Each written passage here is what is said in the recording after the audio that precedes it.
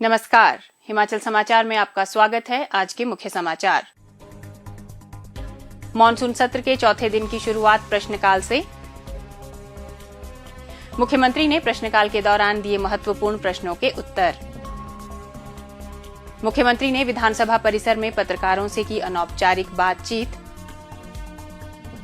भूतपूर्व सैनिक कल्याण बोर्ड की बैठक में गूंजा अग्निवीर भर्ती बंद करने का मुद्दा। मुख्यमंत्री ने कहा प्रधानमंत्री को लिखेंगे पत्र।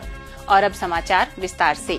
हिमाचल प्रदेश विधानसभा में आज मॉनसून सत्र के चौथे दिन की शुरुआत प्रश्नकाल से हुई। प्रश्नकाल के दौरान माननीय सदस्यों द्वारा गत 2 वर्षों में दिनांक 30 नवंबर 2024 तक विभिन्न विभागों में कुल कितनी रिक्तियां हुई, इस अवधि के दौरान कितनी नौकरियां नियमित, अनुबंध आधार पर, दैनिक भोगी के तौर पर तथा पार्ट टाइम आधार पर प्रदान की गई और प्रदेश के युवाओं को स्वरोजगार प्रदान करने हेतु कौन कौन सी योजनाएं शुरू की गई हैं, से संबंधित पूछे गए एक प्रश्न के उत्तर में मुख्यमंत्री ने कहा, जहां तक रोजगार की बात है, हमारी सरकार ने रोजगार के अवसर पैदा करने हैं। सरकारी नौकरी एक अलग बात है और रोजगार एक अलग बात है। रोजगार के कैसे अवसर प्रदान करने हैं वो हमने व्यवस्था परिवर्तन किया। आपने एक बात और गलत बोली कि हमने राजीव गांधी योजना के तहत सिर्फ 50 लोगों को सब्सिडी दी। मैं आपको बताना चाहता हूँ, पहली बार हिमाचल प्रदेश में जब पहला बजट रखा गया था, हमने राजीव गांधी स्टार्टअप योजना की शुरुआत की थी, जो 680 करोड़ रुपए की थी। उसके कई भाग थे, एक भाग नहीं है जिसमें उसको रोजगार पैदा करना था। पहले भाग में ई टैक्सी आई, जिसमें 100 के करीब ई टैक्सी हिमाचल प्रदेश की गौर सरकार में लगाई गई, सभी विभागों में लगाई गई। और एक ई टैक्सी में जो 30 लाख रुपए की थी उसमें 15 लाख रुपए की सब्सिडी दी गई, जो 20 लाख रुपए की थी उसमें 10 लाख की सब्सिडी दी गई, और जो 15 लाख की ई टैक्सी थी उसमें 7.5 लाख की सब्सिडी दी गई। और ये सारी टैक्सियां अभी सारे विभागों में चल रही है। ये राजीव गांधी स्टार्टअप योजना का पहला पार्ट था, जिसमें तकरीबन 100 के करीब टैक्सियां लगी। और माननीय अध्यक्ष महोदय, महज टैक्सी में सब्सिडी ही नहीं दी गई, क्योंकि पर्यावरण अनुकूल हम वातावरण चाहते थे कि पर्यावरण जो हिमाचल प्रदेश का उसको बचाए रखना चाहते थे। दूसरा हमने उनको कहा कि आपको 15 लाख की टैक्सी में 5 साल तक पर मंथ अशोर्ड 50,000 रुपया मिलेगा, जो कि 50,000 रुपया 15 लाख वाली टैक्सी में मिल रहा है। 20 लाख में मेरे ख्याल 65,000 रुपया मिल रहा है, और जो 30 लाख की टैक्सी थी जो ऑफिसर ने ली उसमें 75,000 रुपया मिल रहा है। दूसरे चरण का हमारी प्रक्रिया पूरी हो गई है ई टैक्सी की, जिसमें हम वो 50% देंगे और सरकार में लगाएंगे। इससे 2 प्रकार का फायदा हुआ सरकार को।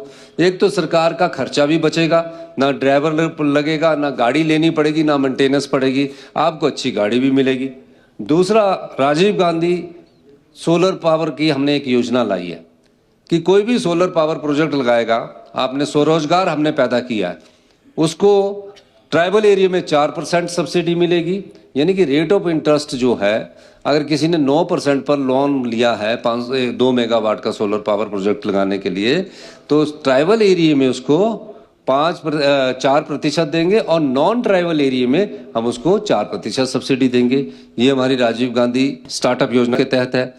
तीसरा, प्राकृतिक खेती जो अपनाएगा, जो अच्छा बिना किसी यूरिया के अगर खेती करेगा, उसको भी राजीव गांधी प्राकृतिक खेती योजना के तहत आज हम गेहूं 80 रुपये किलो खरीद रहे हैं, आज हम मक्की 50 रुपये किलो खरीद रहे हैं, आज हम अदरक सरकार 30 रुपये किलो खरीद रही है, और हल्दी 150 रुपये किलो खरीद रही है। ये सब स्टार्टअप योजना है।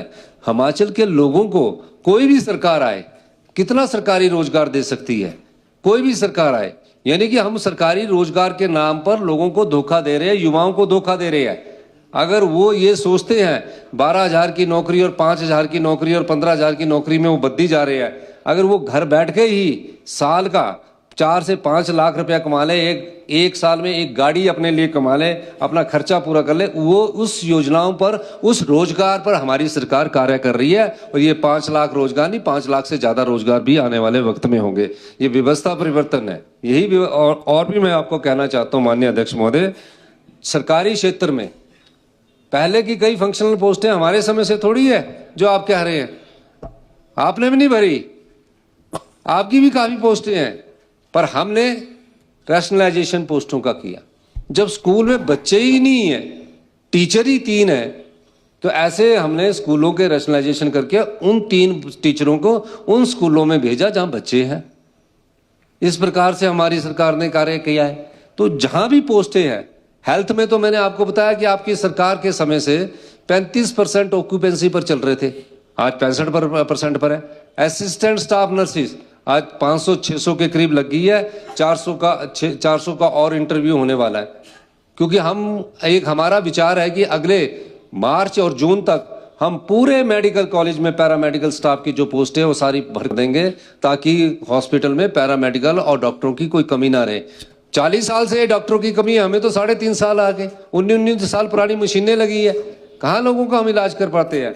कभी ये नहीं सोचा गया था जो मछुआरे सुबह उठकर सतलुज में या बांध में जाकर मछलियां पकड़ते हैं, उनसे 15% सरकार रॉयल्टी लेती थी, 15% रॉयल्टी लेती थी। हमने 1% पर लाई और कहा कि बरसात के समय जब 2 महीने बंद होते हैं, उनको हर 2 महीने का हमने 3500 रुपया अभी इस योजना का हमने शुरू किया। वो भी स्टार्टअप योजना है, वो भी रोजगार है कि वो मछली पकड़ रहे हैं। उनको बोला कि अगर आप बोट खरीदोगे तो 80% सब्सिडी मिलेगी, नेट खरीदोगे तो हम उसमें सब्सिडी मिलेगी। बजट में हमने घोषणा की।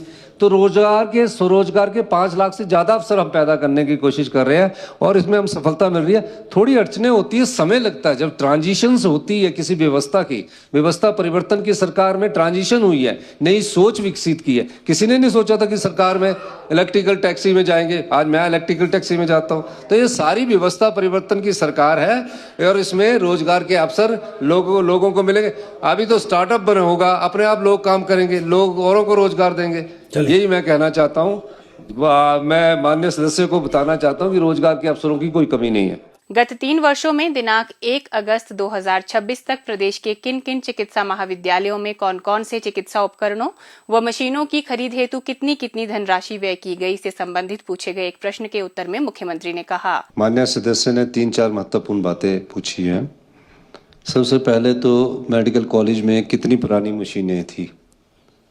जब शिमला के ही प्रीमियम इंस्टीट्यूट है हमारा IGMC, वहाँ 19 साल पुरानी MRI थी और उसको हमारी सरकार ने बदला है। उसी तरह MRI 3 टेस्ला, यानी उसको MRI जो 3 टेस्ला है वो भी हमने चमियाना में, IGMC में, नेर चौक में और टांडा में और हमीरपुर में खरीदी गई। ये सब भारत सरकार की जो केंद्रीय की कंपनी है HLL, उसके द्वारा खरीदी गई है। और कभी पूरे मेडिकल कॉलेजेस और जोनल हॉस्पिटल में कभी मशीनरी की तरफ कोई ध्यान ही नहीं दिया गया और ना ही कभी डॉक्टर्स ने हमारे ध्यान में ये बात लाई, जबकि टेक्नोलॉजी का मेडिकल हेल्थ में बहुत ज़्यादा योगदान अब हो गया है। पहली बार हिमाचल प्रदेश के रोबोटिक सर्जरी की शुरुआत की गई और रोबोटिक सर्जरी की जो गाइडलाइंस थी वो एम्स को अपनाया गया। एम्स में 1 करोड़ रुपया महंगा रोबोटिक सर्जरी है हमसे, सेम क्वालिटी का, हमारा उससे अच्छी क्वालिटी का है। वो हमने चमियाना में, IGMC में, हमीरपुर में, टांडा में और नेर चौक में मेडिकल कॉलेज में रोबोटिक सर्जरी शुरुआत कर दी गई है। खुशी इस बात की है कि पिछले दिनों मैं नेर चौक में भी देख रहा था, उन्होंने भी इसका बहुत खुशी मनाई कि हमने 100 के करीब ऑपरेशन कर दिया। अभी वो गॉल ब्लैडर के ऑपरेशन कर रहे हैं, लेकिन IGMC में एक पीडियाट्रिक का जो ऑपरेशन हुआ रोबोटिक सर्जरी से हुआ, ये एक बहुत बड़ा माइलस्टोन है। क्योंकि जो गॉल ब्लैडर के ऑपरेशन लेप्रोस्कोपी से भी हो सकते हैं और उसमें एक रोबोटिक सर्जरी जो करनी है उसका खर्चा 1,30,000 रुपया आता है, जो सरकार की तरफ से खर्च होता है। यानी कि एक रोबोटिक सर्जरी के बाद उसके सारे इंस्ट्रूमेंट चेंज करने पड़ते हैं और नया जो 1,30,000 के और जो इंस्ट्रूमेंट्स होते हैं वो लगाने पड़ते हैं। तो हम उनसे, आम आदमी से 30,000 रुपया में रोबोटिक सर्जरी करवा रहे हैं और 1 लाख रुपए की सब्सिडी हम दे रहे हैं। दूसरा जो स्पेशल वार्ड लेता है, मैंने अभी भी बताया, उससे हम सिर्फ चमियाना में 80,000 ले रहे हैं, बाकी जगह हम 50,000 वार्ड ले रहे हैं, क्योंकि चमियाना में सुपर स्पेशलिस्ट हॉस्पिटल बनाने की दिशा में हम सरकार काम कर रही है ताकि एक हॉस्पिटल बेस्ट हो जाए। इसी तरह अभी हम जो कृष्णा लैब है या पैथ लैब है, इसके लिए हमने ऑटोमेशन लैब के लिए टेंडर कर दिया है और उसका 125 करोड़ रुपए का सरकार ने अपने पैसों से किया है। और इसके अलावा एक भारत सरकार से हम 3000 करोड़ रुपए का जायका के थ्रू प्रोजेक्ट अप्रूव हुआ है, लेकिन उसका अभी फॉर्मेलिटीज़ बहुत होती है इनके साथ, जो हमारे ईएपी के प्रोजेक्ट होते हैं उसमें अभी टाइम लगेगा। लेकिन हमारा मानना है कि बहुत तेज़ी से हम इसमें काम कर रहे हैं हेल्थ सेक्टर में, और आने वाले समय में बेस्ट डायग्नोस्टिक सिस्टम जो है वो हिमाचल प्रदेश में नॉर्थ इंडिया में हमें मिलेगा। ये भी कहना चाहता हूँ कि रोबोटिक सर्जरी अभी सरकारी हॉस्पिटलों में नहीं है। रोबोटिक सर्जरी हिमाचल प्रदेश पहला नॉर्थ इंडिया का है जहां सारे मेडिकल कॉलेज में हमने रोबोटिक सर्जरी उपलब्ध करवा दी है।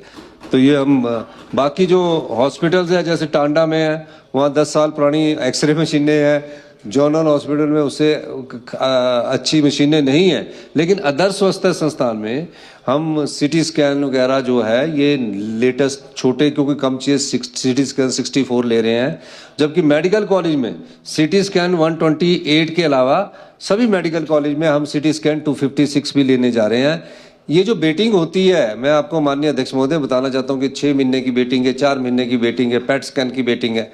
हमारे यहाँ बेटिंग की जो अब लिस्ट देरी है वो 20 दिन की रह गई है। मैंने जीरो बेटिंग की तरफ काम करना शुरू किया है और जीरो बेटिंग में हम जल्दी ही आगे बढ़ेंगे। आज विधानसभा परिसर में मुख्यमंत्री ठाकुर सुखविंदर सिंह सुक्खू ने पत्रकारों से अनौपचारिक बातचीत करते हुए कहा, सहारा योजना को वेलफेयर डिपार्टमेंट के द्वारा हमने शुरू कर दिया है और तकरीबन 3000 लोगों को सारा पेंशन मिलना शुरू हो गई। पहले वो हेल्थ डिपार्टमेंट में थी, वेलफेयर डिपार्टमेंट से हमने आंगनवाड़ी वालों की ड्यूटी लगाई है कि आंगनवाड़ी की जो कार्यकर्ता है या सहायक कार्यकर्ता है वो उनके परिवार के पास जाए और जिसकी सहारा योजना में पेंशन नहीं मिले उस पेंशन योजना को मिले। दूसरा जो हेल्थ की बात करते हैं, आज आपने देखा ना कि जो नोटों से भरे टैची जो है वो बीजेपी के दफ्तर से बीजेपी में है, बीजेपी के दफ्तर से मिले। इस प्रकार के जो कांग्रेस पार्टी ने प्रदर्शन किया वो भी आपने देखा ना। ये सारे जो इन्होंने गलत काम किया वो सारी चीजों को हम जनता की अदालत में रखें। हमारी एक व्हाइट पेपर कमेटी बन रही है, जो भारतीय जनता पार्टी ने भ्रष्टाचार किया है उस भ्रष्टाचार को जनता की अदालत में रखने का दायित्व हमारी सरकार का। हम कोशिश कर रहे हैं कि जो भी तथ्य हमारे पास है वो जनता की अदालत में रखें। भूतपूर्व सैनिक कल्याण बोर्ड की बैठक आज मुख्यमंत्री ठाकुर सुखविंदर सिंह सुक्खू की अध्यक्षता में हुई, जिसमें पूर्व सैनिकों ने अग्निवीर भर्ती को बंद करने का मुद्दा जोर शोर से उठाया। कुल्लू के पूर्व सैनिक श्री शिव दयाल सिंह ने कहा कि इस अग्निवीर योजना से युवाओं का भविष्य सुरक्षित नहीं है, क्योंकि 4 साल के बाद उन्हें नौकरी से निकाल दिया जाता है। नौकरी के बाद न तो उन्हें पेंशन की सुविधा है और न ही अन्य सुविधाएं मिलती हैं। मुख्यमंत्री ने कहा कि अग्निवीर योजना के मामले पर वह प्रधानमंत्री को पत्र लिखेंगे और राज्य के पूर्व सैनिकों की भावनाओं को केंद्र सरकार के पास पहुंचाएंगे। मुख्यमंत्री ने कहा कि अग्निवीर योजना से सबसे ज्यादा नुकसान हिमाचल प्रदेश को हुआ है और कांगड़ा, बिलासपुर, ऊना तथा हमीरपुर जिलों की अर्थव्यवस्था पर भी इसका असर पड़ा है। उन्होंने कहा कि वह सेना में नियमित भर्ती के पक्षधर हैं।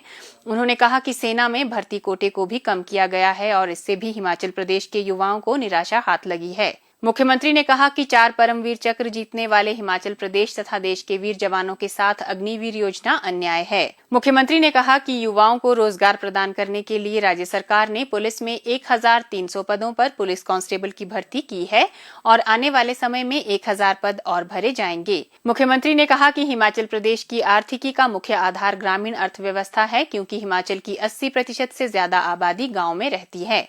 उन्होंने कहा कि राज्य सरकार ग्रामीण अर्थव्यवस्था को मजबूती देने का प्रयास कर रही है। इसके लिए सरकार द्वारा प्राकृतिक खेती के उत्पादों पर न्यूनतम समर्थन मूल्य दिया जा रहा है और दूध के दाम में भी ऐतिहासिक बढ़ोतरी की गई है। उन्होंने पूर्व सैनिकों से ग्रामीण अर्थव्यवस्था से जुड़ने और प्राकृतिक खेती को अपनाने की अपील की। उन्होंने कहा कि राज्य सरकार पूर्व सैनिकों के कल्याण के लिए समर्पित भाव से काम कर रही है। हिमाचल समाचार देखने के लिए सब्सक्राइब करें यूट्यूब चैनल हिमाचल समाचार, लाइक करें Facebook page information and public relations department Himachal Pradesh और सीएमओ हिमाचल। फॉलो करें X @DPRHP और सीएमओ हिमाचल। फॉलो करें इंस्टाग्राम @DIPR हिमाचल और सीएमओ हिमाचल। विजिट करें वेबसाइट www.himachalpr.gov.in। इस अंक में इतना ही, कल फिर होगी मुलाकात। दीजिए इजाजत, नमस्कार।